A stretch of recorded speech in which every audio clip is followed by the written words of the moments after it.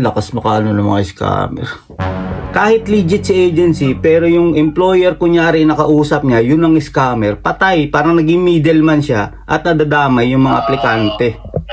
Galing na scammer. Oo, galing na scammer. Pero tanungin mo kung may napaalis sila sa Norway. Sigurado ko wala. Sana hindi ka pa nagbayad. Nagbayad ka na pala.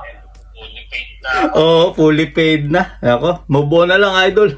Ay, grabe mga idol, napabangon talaga ako kung nakita ko yung message ng isang idol natin. Nagpapatulong kung legit daw yung job offer niya. Naku, tingnan natin, nahawa ako. Nakita ko pa lang yung job offer eh.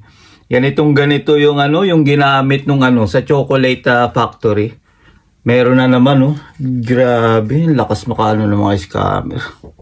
Kaya kinilabutan ako nung nakita ko na sinend mo sa akin, yung Freya, na yan, na company na yan, sabi ko patay. Parehong-pareho dun sa kasama nating OFW na nasa Jeddah. Ganyan. Sabi, may pa-promo-promo pa sila. Magkano nagastos mo? Parang, 130k plus ata. Oo. Grabe. Sa peso. Visit yung mga yan, idol. Nabasa ko yung message mo kanina sa mga message na ganyan tungkol sa job offer. Inaano ko talaga, tinatry ko matawagan, tapos pinapasend ko talaga yung documents para makita ko kung totoo talaga. Nung pagka-send mo pa lang nakita ko pa lang yung pangalan sabi ko patay, na-scam si idol. Yung unang nagtanong sa akin, sabi niya sa akin, hindi pa siya naka-fully paid, pero sabi niya, installment daw, nakabayad na siya. Ganyan din ang singil sa kanya pero nakabayad na siya ng around 40. Sabi ko, wag ka na magbabayad try mo habulin yung yung agency. Kasi nangyayari, idol, yung agency, legit naman si agency talaga, nakakapagpali si agency. Ang problema natin, yung contact ni agency na employer kunyari, yun ang scammer. Okay? So kahit legit si agency, na-scam siya kasi nung nakaraan din, merong nakiusap may Pilipino rin ako na nakausap tungkol dyan, na nasa Korea naman siya. Tapos, sabi ko, pinaliwanag ko sa kanya, ganyan, sabi ko, scam yung binigay sa'yo ng agency. Isisend ko nga itong yung mga inano mo sa akin, mga sinasabi mo sa akin, mga payo mo sa akin. Alam mo, idol, ginawa ni agency, kinontak ako. Tayo pag-usap sa akin si agency, nagtanong-tanong kung paano talaga yung proseso at na liwanagan naman siya na-scam nga siya ng employer kunyari. Yun ang problema Kahit legit si agency, pero yung employer kunyari nakausap niya, yun ang scammer, patay. Parang naging middleman siya at nadadamay yung mga aplikante. Kaya hindi pa rin daw sila nakakaalis kasi 1 year mahigit na sila nag-aantay. 1 year na? Work permit. Oo. Alam mo, idol, papaliwanag ko sa yung work permit dito sa Norway Ang ginagawa ng scammer, yung papel, halimbawa may UDI na logo, tapos may stamp ng kung 'di ba? Tapos may pirma, may pa nga siya may QR code. Wala ba kung may mga na-scam? Oo, idol. Grabe. Sabi ko nga may QR code diyan. Sabi ko, may QR code. Sabi ko, sinearch mo ba yung QR code na yan? In-scan mo. Sabi niya, ini-scan ko nga hindi naman, wala naman lumalabas Sabi ko kasi fake yan. 'Di ba? Tapos idol, tingnan mo yung yung company na yan, pangalan ng company, 'di ba? I-search mo yan sa internet, wala ka makikita diyan. Yung mismo. Iba-iba yung lumalabas, 'di ba? Iba-iba.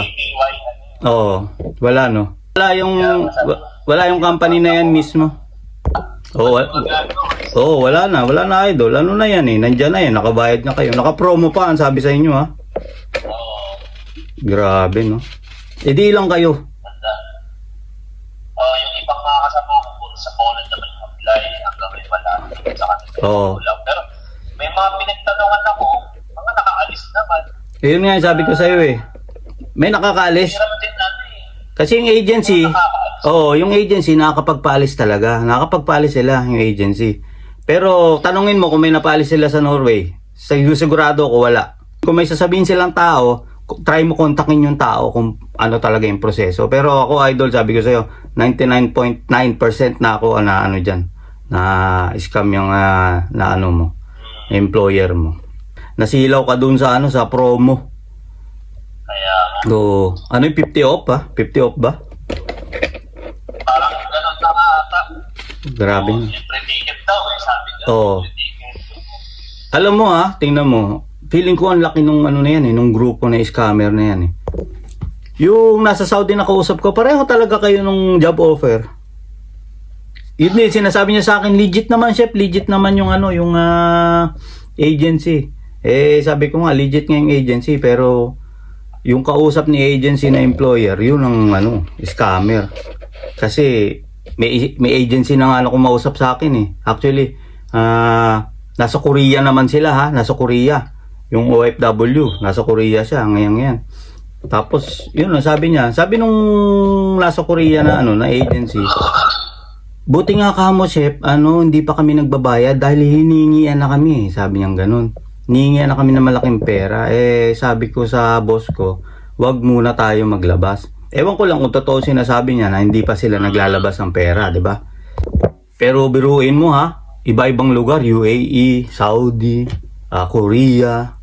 Sigurado ako, ang dami nang na-scam ng mga na yan. Tapos, natatawa ako. Tips paano makapunta dyan. Mamaya, ang tawag dito mamaya, isisend ko sa iyo yung job offer ng UDI. Tapos yung internet website paano mo i-check yung company. Paano ko sa'yo sa Oman? Sa Oman? Nasaan ba yung Oman? Malapit din sa Dubai. Okay. So, nandyan nga, di ba? Yung job offer, yung job offer nung nasa Saudi, tsaka ikaw, yung job offer na nasa Oman, pareho. Yung isa naman, Fish Factory, idol, yun naman ang tirada, Fish Factory. Ang job offer na nasa, ang job offer nung nasa Korea, tsaka yung job offer nung isa na nasa Saudi din, pareho din sila. Nung sinend sa akin, sabi ko, may sisend ako sa'yo, ito, galing to sa Saudi, Pag-send ko sa kanya, tingnan mo, pareho, no? Sabi niya, bakit pareho? Scam kasi yan, kaya pareho, sabi ko. Wala, mag-move on ka na lang, idol. Ganun talaga. Anong oras ba dyan ngayon? Dito, 12:33 p.m. Sa tanghali. Tanghali. Dito alas 10 kakagising ko lang pagbukas ko ng sabi ko may message kausapin ko nga to. Para bali si send. Sige idol. Mamaya i-send ko sa iyo yung mga sinasabi ko sa iyo na na websites para Turuan mo rin ako ng tips kung paano mag-apply dyan. Sige. Message kita. Thank you sa pag-share ng mo, experience mo. Salamat sa oras. Okay. Bye-bye. God bless. Ingat-ingat lang. Yes. Sabi ko nga, sana hindi ka pa nagbayad. Nagbayad ka na pala. Fully paid na. Fully paid na. Ako, move on na lang, idol. Bawi sa overtime. Ano ba work mo pala dyan? Housekeeping. Tingnan mo, housekeeping. Alam mo, dito sa Norway, hindi ka pwedeng tatalon ng ganun, yung experience mo, ganyan. Number 1, yan. Kung ikaw, para ka ma-approve ni UDI, papakita mo talaga, halimbawa, factory worker ka na yan. Dapat yan talaga yung trabaho mo. Kasi pag pinakita mo yung papel, huwag ka maniniwala sa sinasabi nila na with or without experience. Kasi pag pinakita mo yung papel mo, at halimbawa, nakalagay dyan, housekeeping, tapos factory worker doon, sasabihin agad ng UDI, bakit housekeeping ang experience tapos factory worker? Deny ka agad. Wala kang proof na marunong ka sa trabaho na yon. Ganun sila. Mahigpit dito.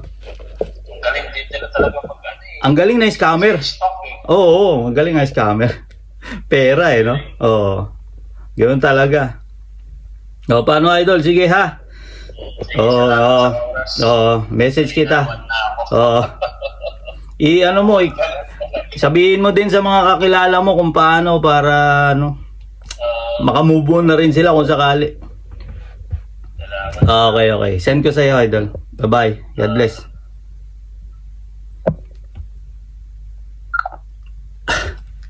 Kawawa yung mga Pinoy. Nako. Ganun talaga, Ay, mga scammer talaga. Mabwisit kayo, mga scammer kayo.